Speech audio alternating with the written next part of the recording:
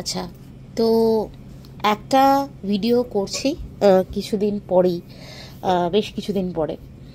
আহ, তো ভিডিওটা করছি ঠিকই, কিন্তু ভিডিওটা করার আগে আমার প্রচুর ভাবনা চিন্তা করতে হয়েছিল। কারণ ভিডিওটা করব কি না সেটাও একটা ব্যাপার ছিল। না, কারোর ভয়ে নয়, অবশ্যই কারোর ভয়ে নয়, ভয় পাওয়ার মতো কিছু করিনি, তো তাই জন্য ভয় পাওয়ার মতো কিছু নেই। কিন্তু যেটা একটা কনসার্নের বিষয়, সেটা হচ্ছে যে রিসেন্ট পাস্টে আমি যে কটা ভিডিও করেছি, যার পক্ষ নিয়ে ভিডিও করেছি, তার পক্ষ আমি এখনও নিতে চাই। আমি অবশ্যই তার পক্ষ নিয়েই কথা বলবো। কিন্তু কোথাও কি হয় যে তুমি একজনের পক্ষ নিয়ে কথা বলছো, খুব ভালো কথা, কিন্তু সেই পক্ষটা কিন্তু সেই সাইডটা বেশ স্ট্রং হলে কিন্তু কথা বলতে বেশ ভালো লাগে। যদিও এখানে অনেকগুলো লুপ হোলস আছে, আমি সেই লুপ হোলসগুলোই ডিসকাস করব।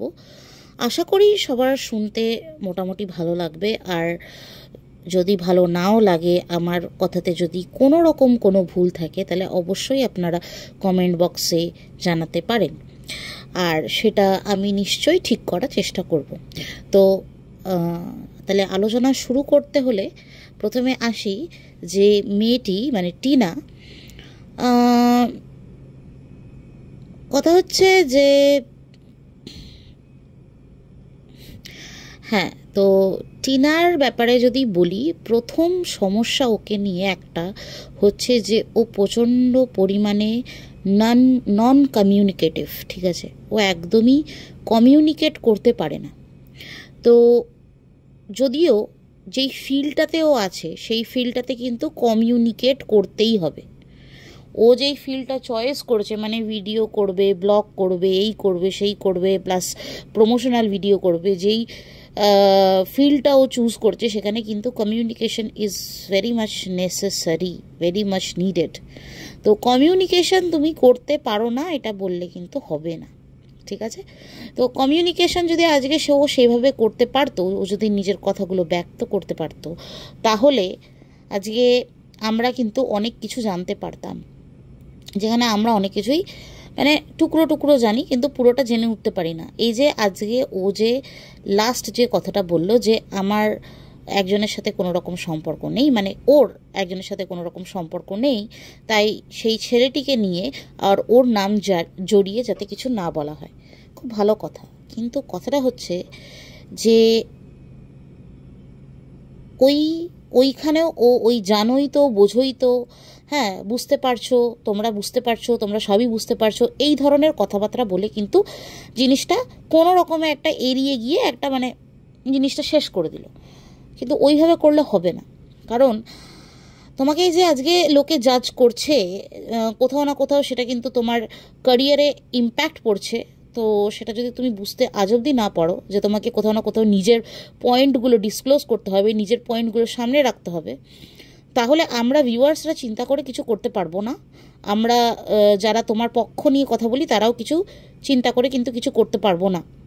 ঠিক আছে, তো সেখানে সেটা বুঝতে হবে। এই বিজনেসে, যেই বিজনেসে এই মেয়েটি আছে, আমি মেয়েটিকে কোনো রকম জ্ঞান দিচ্ছি না, কারণ সে তো এমনিও কোনো চ্যানেল দেখে না, আর আমার চ্যানেল তো দুর্বিষহ একটা ব্যাপার, মানে আমার চ্যানেল তার কাছে অবধি কোনোভাবে পৌঁছানোর কোনো চান্স নেই। আপনাদেরকে বলছি কয়েকটা পয়েন্ট। যে প্রথম কথা হচ্ছে যে ও একদমই কমিউনিকেটিভ নয়, যেটা ওর জন্য প্রচণ্ড পরিমাণে একটা মানে ব্যাকলগ হয়ে দাঁড়াচ্ছে। ঠিক আছে, ও ও নানান ধরনের সার্কামস্ট্যান্সেসে পড়েছে, নানান ধরনের সিচুয়েশনে পড়েছে, যেখানে গিয়ে ওকে অনেক ড্রাস্টিক স্টেপ হয়তো উঠাতে হয়েছে। কিন্তু সেইগুলো যখন আজকে মানুষের চোখের সামনে আসছে, মানুষের সামনে আসছে, সেটা নিয়ে যখন চিৎকার হচ্ছে, তখনও যে সে দুটো কথা বলবে, নিজের পক্ষ নিয়ে কথা বলবে, সেটা সে করছে না। আর সেটা কিন্তু একদমই অ্যাপ্রিসিয়েটের জায়গায় নয়, অ্যাপ্রিসিয়েটের জায়গায় নেই। কারণ নিজের স্ট্যান্ড নেওয়াটা কিন্তু প্রচণ্ড পরিমাণে দরকার, নিজের স্ট্যান্ড নেওয়া প্রচণ্ড পরিমাণে দরকার। আর বিশেষ করে ও নিজেকে যদি একটা পাবলিক ফিগার মনে করে, তাহলে ঠিক আছে। এবার আমরা আমাদের ক্ষেত্রে, মানে আমরা ভিউয়ার্সরা বা টুকটাক আমরা যারা এই টপিকটা নিয়ে কথা বলছি, আমি কিছু মানে এমন মানুষের কথা বলছি যে যারা হচ্ছে মোটামুটি একটু, যাদের সেন্স আছে, মোটামুটি যাদের একটুখানি কনসিয়াসনেস কাজ করে, যারা একটু হলেও শিক্ষিত। আমি কখনো কখনো নিজেকে প্লাস তাদেরকে প্রশ্ন করি যে আমরা এখানে কথা যে বলছি,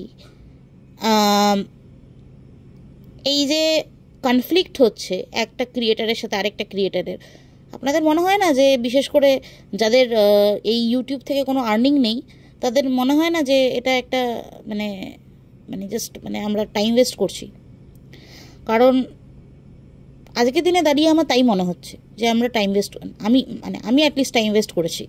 কারণ টাইম ওয়েস্ট করছি বা টাইম ওয়েস্ট করেছি কারণ এতদিন যে ভিডিওগুলো করেছি টুকটাক মানে প্রোটেস্ট জানিয়ে বা টুকটাক কারো সাইড নিয়ে কিছু যেই কথাগুলো সামনে আসছে না মানুষের, সেই কয়েকটা কথা সামনে তুলে ধরার জন্য যে ভিডিওগুলো করেছি, সেইগুলো আজকের দিনে দাঁড়িয়ে কিন্তু আমার খুব ইউজলেস লাগছে। আমার মনে হয় যে আমার মতোই অনেকেই আছে যারা ইউটিউব থেকে সেরকমভাবে কোনো রকম কিছু আর্ন করে না, তাদের জন্য কিন্তু এটা ইউজলেস। মানে তাদের জন্য এই টপিকটা নিয়ে কথা বলাটা কিন্তু ইউজলেস। তার কারণ হচ্ছে যে মানে আমরা কার পক্ষ নেব, কার কাকে ডিফেন্ড করব।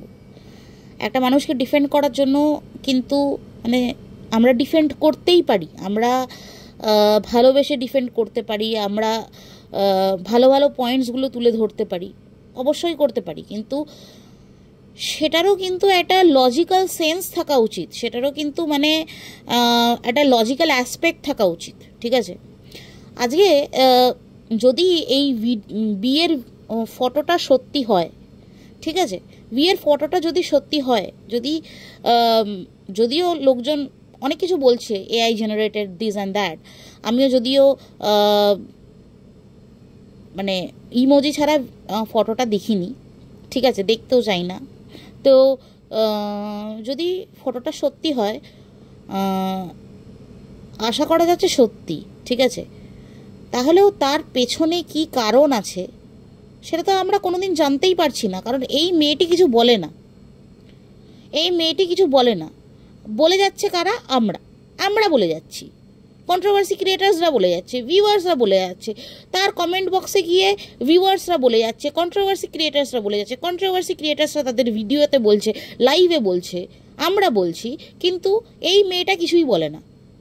যে যদি মেয়েটি এরকম কিছু করে থাকে, যদি মেয়েটি আবার করে বিয়ের পিড়িতে বসে, সে লিগালি হোক, এথিক্যাল হোক, লিগাল হোক, ইললিগাল হোক, এথিক্যাল হোক, আনএথিক্যাল হোক, সেসব কথা আমি যাচ্ছি না। আমার পয়েন্ট হচ্ছে যে এই মেয়েটি যদি এরকম কিছু ড্রাস্টিক স্টেপ নেয়, তার আগে পেছনে অনেক ঘটনা আছে, সেই আগে পেছনের ঘটনা তো আমরা কিছুই জানতে পারছি না, সেটি একমাত্র মেয়েটিই জানে। মেয়েটি যদি কোনো রকমভাবে কোনো মুখ না খোলে, তাহলে আমরা ভাট বকে করবোটা কি এখানে, তাই না? আমরা দেখেছি যে মেয়েটির দাদার বিয়ের সময় মেয়েটিকে তার বাড়িতে স্থান দেওয়া হয়নি, কি তার বাবা তাকে ত্যায্য করে দিয়েছে, তার দাদা তাকে পিটিয়ে তাড়িয়ে দিয়েছে, অনেক কিছু আমরা শুনেছি। তো সেখানেও মেয়েটি কোনো রকমভাবে মেয়েটি তার কথা রাখেনি, তার পয়েন্ট অফ ভিউ বা তার সাথে কি হয়েছে সেগুলো ডিসক্লোজ করেনি, ঠিক আছে, সব কিছুই আধারে আবডালে খবর পাওয়া, ঠিক আছে। তো ব্যাপারটা হচ্ছে যে আজকে এই মেয়েটির কাছে যদি সেরকম কোনো রকম কোনো অবলম্বনই যদি ছিল না বা অবলম্বনই যদি না থাকে, তার জন্য তাকে এরকম কোনো ড্রাস্টিক স্টেপ নিতে হয়েছে, সেটা তো আমরা জানতে পারছি না। যে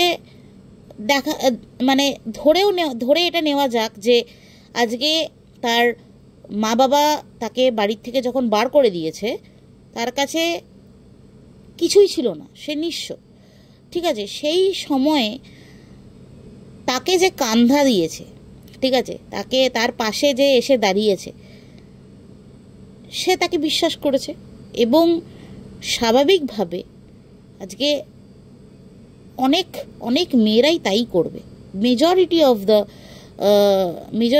দ্য মানে কী বলবে, মেজরিটি অফ দ্য পিপল, ঠিক আছে, মানে মেজরিটি অফ দ্য মেয়ে কিন্তু একই কাজ করবে। যারা নিজেরা খুব কনসিয়াস নয়, যারা নিজেরা একা একা জীবনটা বেঁচে দেখেনি, তারা কিন্তু তাই করবে। অবশ্যই তারা কারোর উপর ডিপেন্ডেন্ট হতে চাইবে। এই মেয়েটিও তাই করেছে, ঠিক আছে। তো ব্যাপারটা হচ্ছে যে ওই সময় এই যে ছেলেটি তার পাশে এসে দাঁড়িয়েছে, তাকে একটা কি বলবো, একটা ইমোশনাল একটা সাপোর্ট দিয়েছে। আর আমরা মেয়েরা একটু কি হয়, আমি একদমই ইমোশনাল নই অনেক ক্ষেত্রে, তবুও বলছি যে অনেক ক্ষেত্রে আমি একদমই ইমোশনাল না হওয়া সত্ত্বেও আমি বলছি যে কিছু কিছু সময় আমাদের একটা ইমোশনাল সাপোর্ট যদি আমরা পাই না, আমরা সেটাকে আঁকড়ে ধরার চেষ্টা করি। তো সেখানে যখন এই মেয়েটি তার বাড়ির থেকে কোনো রকম সাপোর্ট পাচ্ছে না, তার বাবা মা ভাই যারা তাদের নিজেদের লোকের কাছ থেকে কোনো রকম সাপোর্ট পায়নি, তখন এই ছেলেটিকে সাপোর্ট বলে সে মনে করেছে, যদিও এই ছেলেটি কোনোভাবেই সাপোর্ট ছিল না, ঠিক আছে। তো সাপোর্ট বলে মনে করেছে, সে সেই সময় দাঁড়িয়ে তার ভাবনা চিন্তা করার শক্তি বা কি বলবো সাহস কিছুই সে মনে হয় দেখাতে পারেনি, কারণ তার ভাবনা চিন্তা করার মতো সামর্থ্য, শক্তি বা যোগ্যতা কিছুই ছিল না। এই কারণেই না, এই জন্য প্রত্যেকটা পদে পদে আমি এই ওয়াইটিতে দেখেছি, এই ইউটিউবে দেখেছি, প্রত্যেকটা পদে পদে একটা জিনিস তো ভীষণ পরিমাণে প্রমাণ হয়ে যায়, সেটা হচ্ছে যে শিক্ষা কতটা প্রয়োজন, শিক্ষার প্রয়োজন কতটা, দৈনন্দিন জীবনে চলার ক্ষেত্রে সব কিছুর ক্ষেত্রে শিক্ষার কতটা প্রয়োজন। আজকে মেয়েটি যদি পর্যাপ্ত পরিমাণে শিক্ষিত হতো, মেয়েটি যদি পর্যাপ্ত পরিমাণে কনসিয়াস হতো, ঠিক আছে, তার যদি যোগ্যতা থাকতো যে সে কারোর উপর ডিপেন্ডেন্ট না হয়ে একা বাঁচার মতো ক্যাপাসিটি রাখে, তাহলে তার কিন্তু কোনো রকম কোনো অবলম্বনের প্রয়োজন হতো না, তাকে ডিপেন্ডেন্ট হতো না। কিন্তু এখানে আজ অবধি মেয়েটি ইন্ডিপেন্ডেন্ট হয়নি। আমি রুনা আন্টির একটা ভিডিও দেখেছি রিসেন্টলি, সেটা দেখে মনে হলো যে রুনা আন্টি খুব ডিপ্রেসড হয়ে একটা কথা বলছে যে এই মেয়েটি যদি তার স্বামীর কাছে ফিরে যায়, এখনও যে তার লিগ্যাল হাজব্যান্ড তার কাছে যদি ফিরে যায়, সেটাই মেয়েটির জন্য সব থেকে উপযোগী হবে, সেটাই সব থেকে ভালো হবে। এতদিন রুনা আন্টি কিন্তু অন্য কথা বলেছিল। এতদিন রুনা আন্টি বলেছিল যে সে ব্লগিং করছে, সে প্রমোশনাল শ্যুট করছে, সে ব্যবসা করছে, সে নিজে দাঁড়াচ্ছে। সে দাঁড়াক না, সে ব্যবসা করুক, সে নিজে পয়সা সঞ্চয় করুক, তারপরে সে নিজের আখেরটা গোছাক, তারপরে সে ভেবে দেখবে। কিন্তু আজকে রুনা আন্টি বেশ ডিপ্রেসড হয়ে এই কথাটা বলল, যে বেশ মনক্ষুণ্ণ হয়ে এই কথাটা বলল যে না, ওর দ্বারা সেই পসিবিলিটি নেই, ওর দ্বারা এতটা ক্ষমতা ওর দেখানোর কিন্তু সেই ক্যাপাসিটি নেই, সেই পসিবিলিটিও নেই যে ও এই ধরনের ক্যাপাসিটি দেখাবে, যে সে নিজে স্ট্রাগল করে সে বেঁচে থাকবে, সেই ক্যাপাসিটি সেই মেয়েটির মধ্যে নেই। সে সবসময় ডিপেন্ডেন্সি তার চলে আসছে, সেটা তার স্বভাবগত, আর সেটাতে তার কিন্তু দোষ নেই। তার দোষ নেই, কারণ হচ্ছে যে একটি মেয়ে তার 16-17 বছর না হতেই তাকে যদি বিয়ে দিয়ে দেওয়া হয়, তার মোক্ষম টাইম যেই সময়টা সে নিজের প্রতি ওয়ার্ক করবে, সে নিজে কি বলবো নিজেকে তৈরি করবে, সেই সময় যদি তাকে বিয়ে দিয়ে দেওয়া হয়, আর কিছুদিনের মাথায় তাকে যদি গর্ভবতী করে দেওয়া হয়, তার সন্তান চলে আসে, তারপরে সে নিজের প্রতি কি টাইম দেবে? নিজেকে গড়ে তোলার মতো সে সময় আদৌ পেয়েছিল কি? পাইনি। আজকে মেয়েটিকে অনেকেই প্রশ্ন করছে, মেয়েটিকে অনেকেই একটা কাঠগড়ায় দাঁড় করাচ্ছে, মানছি, মানে মেয়েটির অনেক রকম প্রবলেম রয়েছে, কিন্তু আসল এখানে দোষী কারা জানেন? আসল এখানে দোষী হচ্ছে মেয়েটির মা বাবা। সব থেকে দোষী যে যে হচ্ছে সেটি হচ্ছে মেয়েটির মা বাবা। প্রথমত এত ইম্যাচিওর একটা বয়সে তো তাকে বিয়ে দিয়ে দেওয়া হয়েছে। তাকে বিয়ে দেওয়া হয়েছে শুধুমাত্র এই ছেলেটির মানে উত্তরাধিকারী হিসেবে জন্মসূত্রে পাওয়া সম্পত্তি দেখে। ছেলেটির পড়াশোনা দেখে দেওয়া হয়নি, ছেলেটির কাজকর্ম দেখে দেওয়া হয়নি, উত্তরাধিকারী হিসেবে পাওয়া যে সম্পত্তি, সেই সম্পত্তি দেখে ছেলেটির সাথে মেয়েটির বিয়ে দিয়ে দেওয়া হয়েছে। আর তারপরের আরেকটা ফ্লজ, সেটা হচ্ছে যে ছেলেটি অনেকটাই মেয়েটির থেকে সিনিয়র ছিল, মেয়েটির থেকে অনেকটাই বয়স বেশি ছেলেটির। সেই ব্যাপারেও মেয়ের বাড়ির লোকজন ভাবনা চিন্তা করে দেখেনি। কাইন্ড অফ ঘাড় থেকে বোঝা নামানোর মতো আর কি, ঘাড় থেকে বোঝা নামানোর মতো। 16-17 বছর হতে না হতে বিয়ে দেওয়া, ঠিক আছে, এমন একটি মানুষের সাথে বিয়ে দেওয়া যে সেভাবে কর্মরত ছিল না, সেভাবে শিক্ষিত ছিল না, কর্মরত ছিল না, ঠিক আছে, উত্তরাধিকার সূত্রে পাওয়া কিছু সম্পত্তি ছিল, সেই সম্পত্তি দেখে তার বিয়ে দেওয়া, ঠিক আছে।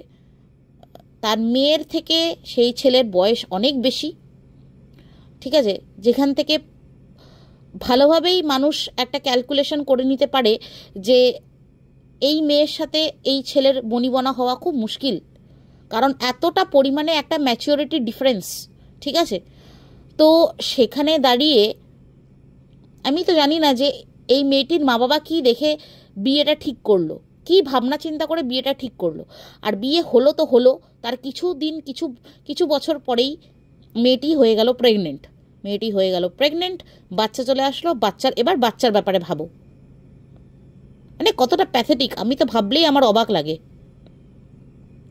তাহলে মেয়েটা যে নিজের উপর কাজ করবে কোথার থেকে, কোন সময়টা কাজ করবে? যে মোক্ষম টাইমটা ছিল 17, 18, 19, 20, 21, 22, 23, 24, 25 বছর, সেই সময়টা তো পুরোপুরি নষ্ট হয়ে গেল। আজকে মেয়েটাকে অনেকেই কোয়েশ্চেন করছে, মেয়েটাকে অনেকেই কাঠগড়ায় দাঁড় করাচ্ছে, কিন্তু মেয়েটার দোষ আছে। মেয়েটা অনেক কিছুই ভুলভাল ড্রাস্টিক স্টেপ নিয়েছে, এখনো অবধি বুঝতে পারছে না। কিন্তু সমস্যাটা এখানে হচ্ছে গোড়ায় গলদ। আর আজকে অনেকেই বলছে যে মেয়েটা প্রচণ্ড স্টাবার্ন, মেয়েটা কারোর কথা শোনে না, মেয়েটার ক্যারেক্টারিস্টিক পার্সোনালিটি ট্রেট এটা বা ক্যারেক্টারিস্টিক্স এটা। আমি এটাতে বিশ্বাস করি না, ঠিক আছে, আমি এটাতে একদমই বিশ্বাস করি না। কারণ আমি যদি নিজেকে দিয়ে বলি, আমি প্রচণ্ড একটা গোয়া টাইপের মেয়ে, ঠিক আছে, আমি প্রচণ্ড একটা গোয়া টাইপের একটা পাবলিক। মানে আমি এতদিন মানে আমি ভাবতাম বেসিক্যালি, মানে আমি যখন পিএইচডি করতাম ইন্ডিয়াতে, তো তখন আমার যে গাইড ছিল, আমি একদমই মানে আমি প্রচুর প্রোটোকল আমি নিজে আমি এদিক ওদিক করে নিজে আমি স্ট্যান্ডার্ডাইজ করে আমি মানে করতাম। আমি জেনারেলি যে প্রোটোকল ল্যাবে চলতো সেইটা ফলো করতাম না। আমি প্রচুর বকা খেয়েছি যে সারা পৃথিবী যদি একদিকে চলছে, তুমি ভাই অন্যদিকে চলছো কেন, ঠিক আছে। আর সেটা আমি আমার মা বাবার কাছেও প্রচুর বকা খেয়েছি। কিন্তু কথা হচ্ছে যে আজকে যখন আমি এখানে এসছি, আমার প্রচুর গোয়ার যে ব্যাপারগুলো যেগুলো আছে, সেগুলোতে আমাকে চেঞ্জ করতে হয়েছে। একটা ছোট্ট এক্সাম্পল বলি, আমি জেনারেলি আমরা মানে ইন্ডিয়াতে যখন ছিলাম, যখন কলেজে পড়েছি, যখন ইউনিভার্সিটিতে পড়েছি, যখন পিএইচডি করেছি, তখন ফ্যাকাল্টিসদেরকে আমরা স্যার ম্যাডাম এরকম করেই আমরা ডাকতাম। বিশেষ করে আমার পিআই মহিলা ছিল, আমি তাকে ম্যাম বলতাম। যদি আমাদের প্রচণ্ড ভালো রিলেশনশিপ ছিল, কিন্তু আমি তবুও তাকে ম্যাম বলতাম আর আপনি করেই সম্বোধন করতাম। আমি যখন ইউএসএতে আসি, তখন মানে সবাই ভীষণ পরিমাণে রেগে যেত, বিশেষ করে ফ্যাকাল্টিসরা ভীষণ পরিমাণে রেগে যেত তাদেরকে যদি স্যার ম্যাডাম বলা হয়। আমাকে একজন বলেছিল যে তুমি স্যার আমাকে তখনই ডাকবে যখন আমি নাইট উপাধি পাবো, ঠিক আছে। আর দে গেট সিরিয়াসলি অফেন্ডেড, যদি তাদেরকে স্যার ম্যাডাম বলা যায়। এবং সে আমাকে এটাও বলেছিল যে তুমি চেঞ্জ হতে চাও না, ঠিক আছে। এবার সেটা কিন্তু কিছুটা হলেও ঠিক, আমি এইসব ব্যাপারে অনেকটাই স্টাবার্ন, কিন্তু আমাকে চেঞ্জ হতে হয়েছে। টিকে থাকতে গেলে চেঞ্জ হতে হবে। একটা কথা আছে, ওয়াইজ পিপল আর অ্যাডাপটিভ টু চেঞ্জেস। আর যদি আমি এটা ভেবে রাখি যে না ভাই আমি সব কিছু জানি, আমি সর্বস্বটা জেনে বসে আছি, তাহলে আমার মতো মানে বোকা আর দুটো হয় না। হাজার হাজার জিনিস জানার আছে, হাজার হাজার জিনিস বোঝার আছে, হাজার হাজার জিনিস অবজার্ভ করার আছে।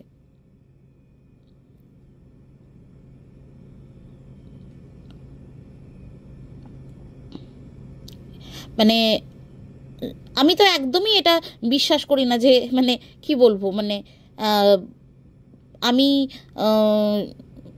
আমি আমার নিজের গোয়ার্তমির জন্য আমি কোনো কিছু শিখবো না, কোনো কিছু বুঝবো না। যদি আমাকে কেউ ভালো অ্যাডভাইসও দেয়, সেই ব্যাপারটাতে আমি একটুখানি ভেবেই ইভেন দেখবো না। আমি এটাতে একদমই বিশ্বাস করি না। আর যদি মেয়েটি এটা করছে, মেয়েটি কেন করছে? কারণ ছোটোবেলার থেকে তাকে কোনো রকমভাবে এই ব্যাপারটাতে কোনো রকম শিক্ষা দেওয়া হয়নি, ট্রেনিং দেওয়া হয়নি।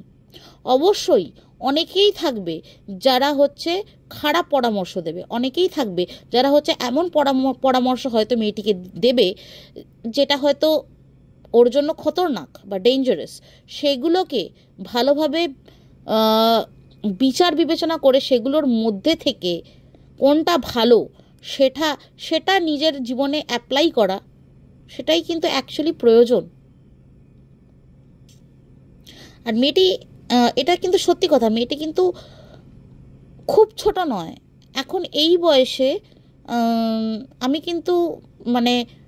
কিন্তু 24 বছর বয়সে, 23 বছর বয়সে, ইনফ্যাক্ট 23 বছর বয়সে আমি সব ছেড়ে, মানে কলকাতায় সব কিছু ছেড়ে আমি কিন্তু দিল্লিতে চলে এসেছিলাম। একা থাকবো, একা বাঁচবো, একা আরও হায়ার স্টাডিজ করব, এই একটা স্বপ্ন নিয়ে। তো আমাকে কিন্তু একা সারভাইভ করতে হয়েছে। এরকম প্রচুর মানুষকে একা সারভাইভ করতে হয়। তারা কিন্তু তাদের নিজের বাড়ির থেকে প্রায় হাজার হাজার কিলোমিটার পথ পাড়ি দেয় অন্য একটা শহরে, নিজে একা বসবাস করে, নিজে একা রেশন সামলায়, নিজে একা কোথায় কি খরচা করবে, কত টাকা জমাবে, কি করবে কি না করবে, সব কিছু তাদের নিজের একা চিন্তাভাবনা করতে হয়। And that is not a easy task, that is not at all A easy task, ঠিক আছে। তাই ছোট মানছি ছোট, প্রবলেমটা হয়েছে যে ও নিজের উপর কাজ করার মতো সময়ও পায়নি, সেই সুযোগও পায়নি, সেই চেষ্টাও হয়তো সে করেনি। ইভেন এখন যেহেতু দিনের পর দিন সেটা করেনি, এখন সে সেটা করতে পারছে না। অ্যান্ড এটা কিন্তু ডেঞ্জারাস হতে চলেছে ওর জন্য, ডেঞ্জারাস হতে চলেছে। এখনই ওর এতজন ওর ফায়দা নিতে এগিয়ে এসছে, ফায়দা নিয়েছে, আরও লোকে আসছে। তাহলে ও ভবিষ্যৎ জীবনটা কি হতে পারে আমরা ধারণা করতে পারছি কি? আমরা ধারণা করতে পারছি না ভবিষ্যৎ জীবনটা এই মেয়েটির কি হতে চলেছে।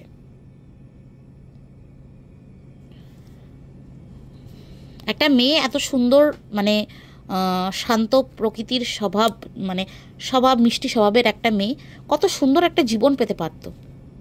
এই মা বাবার হঠকারিতা ডিসিশন, ঠিক আছে, মেয়েটির মুখ না খোলা, সব কিছু জন্য আজকে মেয়েটির জীবনটা এরকম হয়ে গেছে। আজকে রুনান্টি খুব কষ্টের সাথে কিন্তু এই কথাটা বলেছে যে ওর ফিরে যাওয়াই উচিত, ওর ফিরে যাওয়াই ভালো। এতদিন সে কিন্তু এই কথাটা বলেনি, সে কিন্তু মেয়েটিকে বলে গেছে যে তুই লড়ে যা, তুই নিজেরটা কর, তুই নিজের দিকে দেখ, তুই নিজের ফিউচারের কথা ভাব, নিজের ফিউচার তৈরি কর। কিন্তু আজকে বাধ্য হয়ে বলছে, কারণ সে বুঝতে পারছে যে মেয়েটি যদি এইভাবেই চলতে থাকে, সে যদি নিজের মধ্যে চেঞ্জেস না নিয়ে আসে, তাহলে মেয়েটিকে ভবিষ্যতে বাঁচানো সম্ভব নয়। আরও এরকম কাক, চিল, শকুন প্রচুর উড়ে বেড়াচ্ছে চারিদিকে, ওকে ঠোকর মেরে খাওয়ার জন্য সবাই তৎপর। তাই জন্য বলেছিল যে একটা সিকিউরিটি তো থাকবে। আমার এটা শুনতে খুব মানে মানে আমি বুঝতে পারছিলাম যে মানে কিসের কারণে বলেছে, কিন্তু এটাই ফ্যাক্ট। আর যারা বলছেন যে এই মেয়েটির পার্সোনালিটি ট্রেট এটা, যে সে প্রচণ্ড স্ট্রাবার্ন, সে কথা শোনে না, সে নিজের জীবনে যা হবে সেটাই সে মানে সেটা সে একা হ্যান্ডেল করবে, কোথায় সে একা হ্যান্ডেল করতে পারছে? এটা ছড়িয়ে লাট হয়ে যাচ্ছে, একা তো হ্যান্ডেল করতে পারছে না। গুণী ব্যক্তিদের, জ্ঞানী ব্যক্তিদের সদ উপদেশ নেওয়াটা বুদ্ধিমানের কাজ। সেটা যদি মানুষ না নেয় সেটা বরঞ্চ নির্বুদ্ধিতার কাজ। গুণী ব্যক্তিদের সদ উপদেশ নেওয়াটা কিন্তু সত্যি বুদ্ধিমানের কাজ। কথায় আছে যে গুরু প্রাপ্তি, একটা কথা আছে যে গুরু প্রাপ্তি কিন্তু পরম প্রাপ্তি। গুরু কে হয়? গুরু হচ্ছে যে হচ্ছে সদ উপদেশ দেয়, জীবনে চলার একটা মার্গ বা পথ যে দেখিয়ে দেয়, তারাই হচ্ছে গুরু। আমাদের জীবনে একটা সময় আমার মা বাবা গুরু ছিল, তারপরে অনেকে এসছে যে আমার জীবনে অনেকটা বড় ইম্প্যাক্ট আমার জীবনে ফেলেছে। আমার মানে এখানে বলতে কোনো দ্বিধা নেই। আমি এতটা জার্নি করে এসেছি, কলেজ, মাস্টার্স, পিএইচডি, তারপরে এখানে এসেছি পোস্টডক করতে। আমার এমএসসিতে একজন ফ্যাকাল্টি ছিল, খুব সাদামাটা একজন ফ্যাকাল্টি, মানে তাকে অনেকে হয়তো পাত্তাই দেয় না, কিন্তু আমার জীবনে তার যে কি ইম্প্যাক্ট, তার যে কি একটা মানে কি বলবো, মানে আমার জীবনটা সঠিক দিশায় চালানোর জন্য আমার জীবনে তার যে কতটা অবদান, মানে সেই ব্যক্তিটাও হয়তো সে জানে না। আজকের দিনে দাঁড়িয়ে আমি মা বাবার সামনে আমি হয়তো মানে আমি এই কথাটা বলি যে একটা সময় ছিল, সেই সময় মানে আমি তার কয়েকটা কথা শুনে চলেছি বলে আমি একটা বেশ ভালো জায়গায় আজকে নিজেকে দেখতে পাচ্ছি। সেই মানুষটিও হয়তো জানে না যে তার জীবনে, মানে সেই মানুষটি হয়তো জানে যে আমার জীবনটা সে কতটা পরিমাণে ইম্প্যাক্টফুল, মানে তার তার তার শেখানো কথাবার্তা বা তার মানে দেখানো পথ আমার জীবনটাকে কতটা ইম্প্যাক্ট করেছে, সে কিন্তু জানে না। তো ওটাই বলছি যে ভালো উপদেশ চয়ন করা, ভালো মানুষ নিজের জীবনে বাঁচা খুব প্রয়োজন। ঠিক আছে, আমি যদি এটা ভাবি যে না ভাই আমি আমি আমি যা করছি ঠিক আছে, আমি আমার মতো করছি, ঠিক আছে, যা হবে এর কনসিকুয়েন্স আমি ভোগ করব, ওই কনসিকুয়েন্স ভোগ করতে করতেই জীবনটা চলে যাবে, তারপরে আর কিছু পাওয়ার থাকবে না। And this is not the characteristic of wise people. ঠিক আছে, এটা বোকামো ছাড়া কিচ্ছু না। আমি তো এটাই বিশ্বাস করি। আমি প্রথম কথা যেটা বিশ্বাস করি সেটা হচ্ছে মানুষকে সবসময় ডাউন টু আর্থ থাকা উচিত। মেয়েটি ডাউন টু আর্থ, এটা কিন্তু ঠিক। অহংকার মানুষকে একদম তলানিতে নিয়ে এসে দাঁড় করায়। ঠিক আছে, মেয়েটি ডাউন টু আর্থ, মেয়েটির সেরমভাবে কোনো রকম আমি অহংকার দেখিনি। আর আরেকটা ব্যাপার হচ্ছে যে মানে কুয়োর ব্যাং হয়ে থাকা, সেই ব্যাপারটা কিন্তু কোনোভাবেই অ্যাপ্রিসিয়েটেড নয়, কোনোভাবেই অ্যাপ্রিসিয়েট করা যায় না। ঠিক আছে, আমাকে বেছে নিতে হবে যে আমার জীবনের জন্য কারা ভালো আর আমার জীবনের জন্য কারা মন্দ, তাদেরকে একদমই কাট করে ফেলতে হবে। ঠিক আছে, তো আমার তো পুরোপুরি মনে হয় যে এই মেয়েটির এরকম স্টাবার্ন বিহেভিয়ারের জন্য এই মেয়েটির বাবা মাই দায়ী। ঠিক আছে, কারণ আমরা তিন ভাই বোন, তো আমি তিনজনের মধ্যে আমি নিজেকে দেখেছি আমি প্রচুর মানে স্টাবার্ন ছিলাম, কিন্তু সেখানে আমি প্রচুর শাসনও পেয়েছি, মানে মার ধর প্রচুর খেয়েছি। ঠিক আছে, তো তাই জন্য নিজের জীবনটাকে নিজের জীবনটাকে আমি খারাপ করিনি, মানে ওই মারধরটা খেয়েছি বলে। তো যাই হোক, তো এই যে স্টাবার্ননেসের জন্য কিছুটা হলেও তার মা বাবাই দায়ী। ঠিক আছে, এই স্টাবার্ন, আমি আমি আমার আমি আমি নিজের কথা, নিজের যা মনে হচ্ছে তাই করব, এইটা কোনো বুদ্ধিমানের কাজ নয়। এটা সেই মেয়েটি এখনও হয়তো বুঝতে পারছে না, জীবনের আরও অনেকগুলো ধাপ পেরোলে হয়তো বুঝতে পারবে, এখন গিয়ে বুঝতে পারবে না, এখনও সে বুঝতে পারছে না। এতগুলো সে ড্রাস্টিক স্টেপ নিয়ে নিয়েছে, এত এত এত জীবনটাকে একদম উলট পালট করে ফেলেছে, তারপরেও সে এখনও বুঝতে পারছে না। বুঝতে পারবে একটা সময় গিয়ে, যখন কিছুই আর হাতে থাকবে না, যখন এই যৌবনটাও থাকবে না, তখন গিয়ে হয়তো বুঝতে পারবে যে সংসার ছিল কি ছিল না সেটা নিয়ে আমার কোনো মাথা ব্যথা নেই, এরকম সংসার থাকার থেকে না থাকা ভালো, ঠিক আছে। বাট এই যে সন্তান, একটা টাইমের পরে গিয়ে যদি একটা টাইমের পরে গিয়ে মেয়েটা বুঝতে পারবে যে আমার সন্তান ছিল, আমি সন্তান হারিয়েছি, আমার একটা ক্যারেক্টার ছিল, আমি ক্যারেক্টার হারিয়েছি, বা আমার একটা আত্মমর্যাদা ছিল, আমি আত্মমর্যাদা হারিয়েছি, আমার একটা ভালো ক্যারিয়ার ছিল, সেই ক্যারিয়ারটা আমি হারিয়েছি, ঠিক আছে। সেইগুলো যখন বুঝতে পারবে, সেটা অনেকটা দেরি হয়ে যাবে, অনেকটা দেরি হয়ে যাবে। তো এখন থেকে এই মেয়েটির বোঝা উচিত যে আমি ভাই জীবনে আমি কাকে ঠাঁই দেবো, আমি কাকে ঠাঁই দেবো না, আমি কাকে একদম ঘাড় ধাক্কা দিয়ে বার করে দেবো, সেগুলো বোঝা উচিত। আর কনসিয়াস হতে হবে, কনসিয়াস হতে হবে, ভালো মানুষের জ্ঞান উপদেশ গ্রহণ করতে হবে, কতটা গ্রহণ করতে হবে, কতটা কি নিজের জীবনে অ্যাপ্লাই করতে হবে, সেটা অবশ্যই নিজের বিচক্ষণতার উপরে ডিপেন্ড করছে। সে যদি ততটা বিচক্ষণ না হয়, তাহলে অবশ্যই কারোর সান্নিধ্যে যাক, কারোর হেল্প নিক, কিন্তু করতে হবে, this is the high time. কারণ সে অনেকটাই নিজের জীবনে অনেকটাই কিন্তু মানে she has created a mess out of her life already. আর কিন্তু বেশি করা যাবে না, আর বেশি করলে কিন্তু একটা টাইমের পর সে নিজেকে কিন্তু দেখতে পারবে না আয়নায়, তো সেটা কিন্তু সমস্যার। এখনও বলছি, মেয়েটির দোষ সেভাবে দেখতে গেলে মেয়েটি অনেক কিছু শিকার, ঠিক আছে। তো মেয়েটির আগে মেয়েটির মা বাবাকে আমি সর্বদাই দোষ দেবো, সর্বদাই, ঠিক আছে। তো ইভেন এই স্টাবার্নেসের জন্যই মেয়েটির মা বাবাই দায়ী। তো যাই হোক, এইটুকুই কথাবার্তা বলার ছিল। আর এই ফটোর সত্যতা নিয়ে আমি সেভাবে কনসার্নড নই, কারণ অলরেডি মেয়েটির লাইফে এতটা মেস ক্রিয়েট হয়ে গেছে, এই একটা দুটো এরকম মেসে কিছু এসে যায় না, ঠিক আছে। তো নাইদার তার হাজব্যান্ড কোনো রকম ধোয়া তুলসী পাতা, নাইদার এই ছেলেটা কোনো রকম ধোয়া তুলসী পাতা। তো কার সাথে কি ফটো দেখা গেল, কি ফটো বেরোলো, এটা আমার আপাতত এই মুহূর্তে আমি এটা নিয়ে বদার্ড নই, ঠিক আছে। এরকম অনেক কিছু বেরোবে এই এই এই সময়, আমি এইটা নিয়ে কথা বলতে চাই না, বদার্ডও নই। কারণ আলটিমেটলি মেয়েটি না তার এই যেই যার সাথে ফটো বেরিয়েছে তার কাছে ফেরত যাবে, না তার হাজব্যান্ডের কাছে সেরকমভাবে তার যাওয়ার কোনো ইচ্ছে আছে। তো যদি যাই হোক, মেয়েটিকে ভাবনা চিন্তা করে দেখতে হবে যে কাকে সে জীবনে রাখতে চায় আর কাকে সে জীবন থেকে বার করতে চায়। এখনও সময় আছে। আমার সবসময় একটা জিনিস মনে হয় যে একটা রিলেশনশিপ থেকে বেরিয়ে আসার পর অ্যাট লিস্ট 3 থেকে 4 বছর নিজেকে দেওয়া উচিত, ঠিক আছে।